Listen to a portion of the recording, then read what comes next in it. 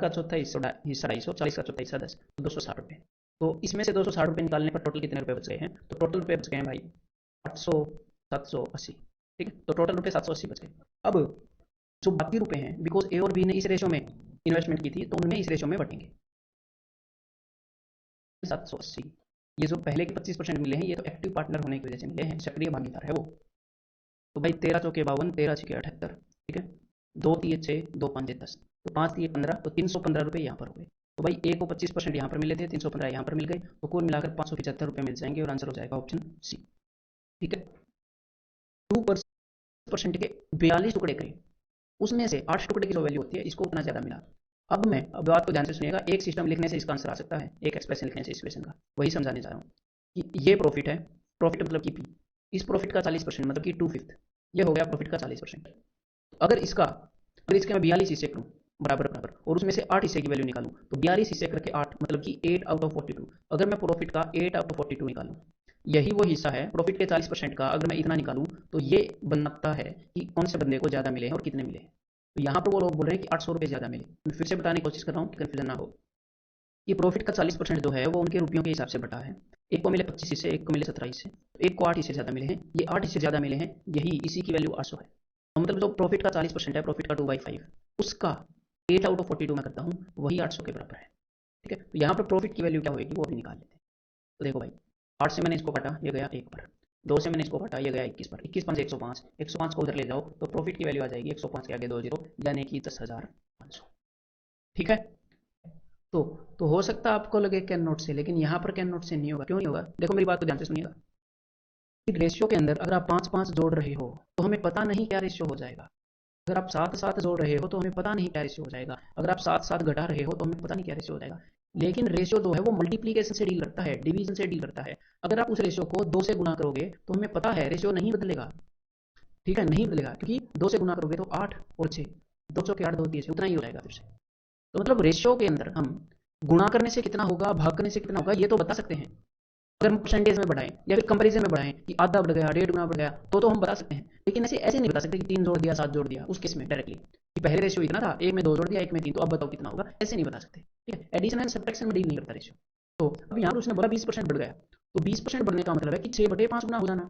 तो पहले वाला, दो आइटम है, पहले वाले आइटम का रेट कितना हो गया, 4 इंटू 6/5 हो गया होगा, दूसरे वाले का 3 इंटू 6/5 हो गया होगा। तो आज रेशियो कितना है, 6/5 से 6/5 बढ़ गया, तो आज भी रेशियो 4 रेशियो।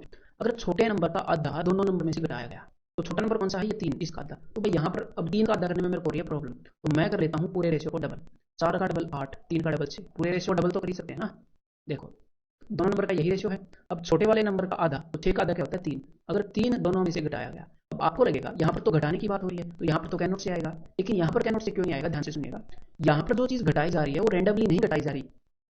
जब हमने पिछले क्वेश्चन के अंदर एक वैल्यू को 20% बढ़ाया था, तो 20% बढ़ाने का मतलब है उस वैल्यू का 1/5 जोड़ना, तो जोड़ा तो उसमें भी था, जोड़ा तो उसमें भी था, लेकिन वो उस वैल्यू के कंपेरिजन में जोड़ रहा था, इसलिए उसको गुणा में लिख सकते थे। तो एक वैल्यू को 33.33% घटाया था, मतलब कि 1/3 घटाया था, तो उस वैल्यू का जितना 1/3 है, मतलब उस वैल्यू का कुछ फ्रैक्शन, ऐसे ही कहीं से रैंडमली लाके कोई नंबर ऐड नहीं किया था उसके कंपैरिजन में। तो यहाँ पर भी जो चीज़ हमने घटाई है वो है हाफ द स्मॉलर नंबर, तो इस स्मॉलर नंबर का 1/2 घटा रहे हैं, इसीलिए यहाँ पर आंसर आएगा। ठीक है, 8 में से 3 गए 5, 6 में से 3 गए 3, यहाँ पर आंसर क्या आएगा, ऑप्शन 3, 5:3। तो भाई एक बार ये क्वेश्चन क्यों रहने दो, बिकॉज एक चीज़ का तो हमने रेशियो लिया ही था। देखो बॉयज़ और गर्ल्स का तो हमने रेशियो लिया ही था, इनके रुपीज़ का रेशियो हमने लिया नहीं है, तो काटना रहने देना प्रोडक्ट वाले में ऐसे। ठीक है, तो यहाँ पर टोटल हमने जो चीज़ निकाली है वो है 55 यूनिट। तो ये 55 यूनिट किसके बराबर है, 2200 के। ठीक है, 1 यूनिट किसके बराबर हो जाएगी, मतलब जो एक्चुअल चीज़ है हमने 55 निकाली, एक्चुअल में 2200 है, तो वो कितने गुना है मैं ये देखना चाह रहा हूँ। तो भाई ये गुना है 11 दूनी 22, 11 5 55, 5 6 आएगा 20 पर, ये 40 गुना है। हमने जो चीज़ निकाली उससे 40 गुना है एक्चुअल चीज़ है। तो मैं इसीलिए इसको काटने के लिए मना कर रहा था कि आप काटते तो ये भी कट जाता, इसका 1:2 आ जाता नीचे, ताकि ये ना कटे, और जो भी ये जितने भी ये गुना आए मैं उसको यहाँ पर गुना कर सकूँ कि लड़के 40 गुना है, लड़कियाँ 40 गुना है। सिर्फ एक चीज़ अगर मैं रेशियो में लूँगा तो मैं उसको ऐसे यूज़ कर सकता हूँ। हमने तो चीज़ मानी उसका 40 गुना है ये। ठीक है, तो अब उसने पूछा क्या, ये दे लेते हैं, how many students are there. तो स्टूडेंट्स टोटल 3 और 4 7 यूनिट हैं, एक यूनिट का वैल्यू है 40, तो 7 यूनिट का वैल्यू है 7 इंटू 40 280, यानी कि ऑप्शन 4। क्लियर है? अब मैं आपको मिलता हूँ इसलिए इस एक्सरसाइज में। अब आपने क्या करना है, इस concept lecture, a pencil is broken in such a way that the ratio of two broken parts is same as that of the original length of the pencil। देखो हुआ क्या है, एक पेंसिल इस तरीके में टूटी है कि the ratio of the two broken parts, मान लो ये पूरी पेंसिल है, इसके दो हिस्से बन गए, ये ठीक है, तो यहाँ पर मैं क्या करना चाहूँगा, दो हिस्से बनाना चाहूँगा, एक तो काला, एक तो लाल और एक काला, ताकि आपको समझ में आ जाए। ठीक है, तो इस पेंसिल के दो हिस्से बन गए। तो इसने ये बताया कि इस हिसाब से टूटी है कि the ratio of two broken parts is same as that of the original length of the pencil to the larger part of the broken pieces. जो इस टूटे हुए हिस्सों का जो रेशियो है, जो टूटे हुए हिस्सों का रेशियो है, वो वही रेशियो है जो पूरी पेंसिल का और इस बड़े पार्ट का है। मान लो ये लाल वाले पार्ट की लेंथ ए है और इस काले वाले पार्ट की लेंथ बी है, तो लाल और काला इनका रेशियो क्या हो गया, ए इज टू बी। तो जो एक काले वाला पार्ट है और ये जो हरी वाली पेंसिल है पूरी, तो इनका रेशियो भी ए इज टू बी ही है। ठीक है, मान लो ये मैंने मान लिया स्मॉलर पार्ट, ये मैंने मान लिया क्या, बिगर पार्ट, बड़ा पार्ट।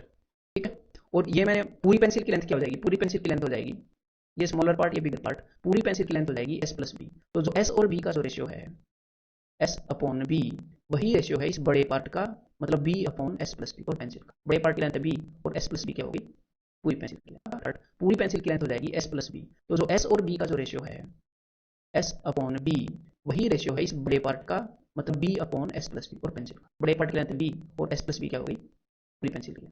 मैं यहाँ पर ऐसे इस क्वेश्चन को सोल्व नहीं करना चाहता। मैं ऐसे क्यों नहीं करना चाहता, बिकॉज यहाँ पर मैंने दो वेरिएबल ले लिए, दो चीजें ले ली, एक एस और एक बी। जब भी आपको रेशियो के अंदर दो वेरिएबल से प्रॉब्लम हो, तो एक बड़ा सा अच्छा सोल्यूशन है। क्या सोल्यूशन है, अभी बताता हूँ। देखो, जब भी दो वेरिएबल से प्रॉब्लम हो, उस वक्त क्या करो, उस वक्त एक हिस्से को एक मान लो और दूसरे हिस्से को कुछ भी मान लो, A B C D A F कुछ भी मान लो। ठीक है, ऐसा पॉसिबल है, कोई दिक्कत नहीं है।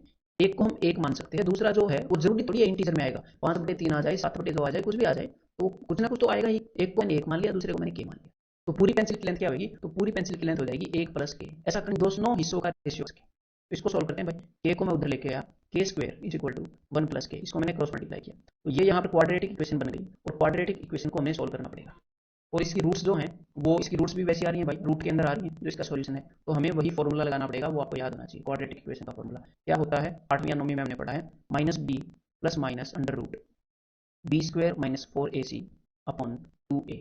ये फॉर्मूला होता है भाई, जहां पर b क्या होता है, b होता है ये a के साथ वाला कोफिशिएंट, a होता है ये, और c होता है ये। ठीक है, अब मैं एक बार इसको मिटा दूं। ठीक है, इसको मिटा दूं, बाद में इसको मैं साइड में बना देता हूँ। ये लो, इसकी लेंथ है एक, इसकी लेंथ है के, और इसकी लेंथ है के प्लस 1।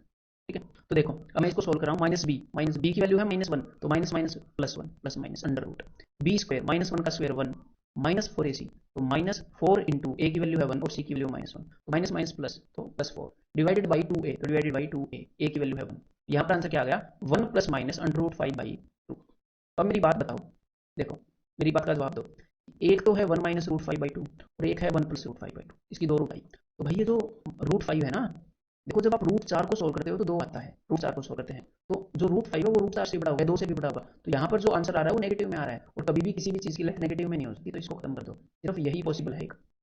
ठीक है, तो के की वैल्यू क्या आ गई, के की वैल्यू आ गई ये आ गई भाई साहब के की वैल्यू 1 प्लस रूट 5/2।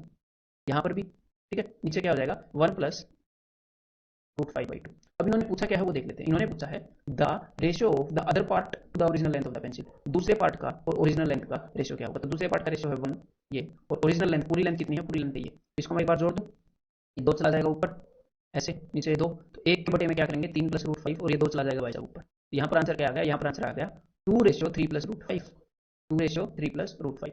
यहाँ पर देख लेते हैं, ये 1 + रूट 5 + 3 + रूट 5, 2:3 + रूट 5, ये अपना आंसर हो जाएगा ऑप्शन सी। ठीक है, इफ ए चेक कर लो, ज्यादा टेंशन लेनी ही नहीं है हमने, ऑप्शन चेक कर लो ना, वैल्यू 3 है, तो देख लेते हैं भाई एक बार। तो यहाँ पर क्या आ जाएगा 35, और यहाँ पर क्या आ जाएगा, यहाँ पर माइनस में आएगा, तो आपको सीधा सीधा पता चल रहा है कि बात नहीं बन रही। ठीक है, अगले वाले से देख लो, 5 का क्यूब 125 प्लस 4 का क्यूब 64, तो ये सीधा सीधा दिख रहा है कि ये 133 नहीं बनाएगा। पिछले वाला मैंने सारा सोल्व करके आपको बता दिया, अदरवाइज ऐसे देखते हैं ऑप्शंस को। ठीक है, वो दिखाने के लिए बता दिया। तो अब सीधा सीधा पता चल रहा है कि ये भी आंसर नहीं होगा, ये तो यहाँ पर आपका क्यूब 8, तो ये बना रहा है ना 133 रेशियो, 125 माइनस 8, तो ये बना रहा है ना 117। आंसर क्या हो जाएगा, इनमें से ए की वैल्यू 9 है, बी की वैल्यू 6 है, तो सी की वैल्यू बताओ। तो भाई जो बीच वाले का स्क्वायर है, 6 का स्क्वायर क्या है 36, 36 बराबर होगा 9 के और इसके प्रोडक्ट के। तो 9 के साथ किसकी गुणा करूँ कि 36 आए, पक्का 4 की होगी, 9 के 36। यहाँ पर आंसर आ गया ऑप्शन बी। ठीक है, ये जो है वो ए और सी का मध्य अनुपातिक है, उनका मीन प्रोपोर्शन है, मतलब ए बी और सी 3 नंबर कंटिन्यूड प्रोपोर्शन है। कंटिन्यूड प्रोपोर्शन का मतलब क्या होता है कि पहले दो का जो रेशियो है वही रेशियो आखिरी दो का है। तो भाई ऐसे में तो इतनी भी दुनिया में देखो, मैंने पहले 2 नंबर बोले एक और 2, जबकि दूसरे वाला नंबर से डबल है, इनका जो अनुपात है रेशियो है वो 1 और 2 हो गया, तो बी और सी का हो जाएंगे 2 और 4 हो जाएंगे, सिंपल सी बात है। तो अब मैं क्या करूँगा, मैंने ऐसे नंबर ले लिए जिनके बारे में एग्जामिनर बात कर रहा था। तो भाई इन्होंने बोला कि ये किसके बराबर होता है, यहाँ पर मैं वैसे नंबर के लिए पुट कर दूँगा, तो पुट कर देता हूँ ए माइनस बी, 1 माइनस 2 -1 -1 का 2 -1 रेशियो बी माइनस सी, बी माइनस सी मतलब कि 2 - 4 तो -2, माइनस 2 का क्यूब माइनस 8, माइनस से माइनस कैंसिल हो गया, इनका रेशियो क्या आ गया, इनका रेशियो आ गया 1:8। तो अब मैं क्या करूँगा, ऑप्शन के अंदर ये सारी वैल्यूज पुट करूँगा, जो भी मेरे को 1:8 दे देगा वो आंसर है। तो आप ऑप्शन में पुट करोगे तो यहाँ पे सिर्फ एक ही ऑप्शन मिलेगा जो आपको ये अनुपात देने वाला है, डी। 7 से 2 पे, और मैं 3 और 2 को मिलाऊंगा, 4 को लिख सकता हूँ 6 × 3, इसको लिख सकता हूँ 12 × 12, 12 को मैं लिख सकता हूँ 6 × 2, इस 12 को 6 × 2। तो मेरे पास 6 कितने हो गए, 1 2 3 4, 4 से 2 हो गए। अगर मैं 3 और 2 को मिलाऊँ तो 1 और 6 हो जाएगा, अगर मैं 3 और 2 को मिलाऊँ तो 1 और 6 हो जाएगा।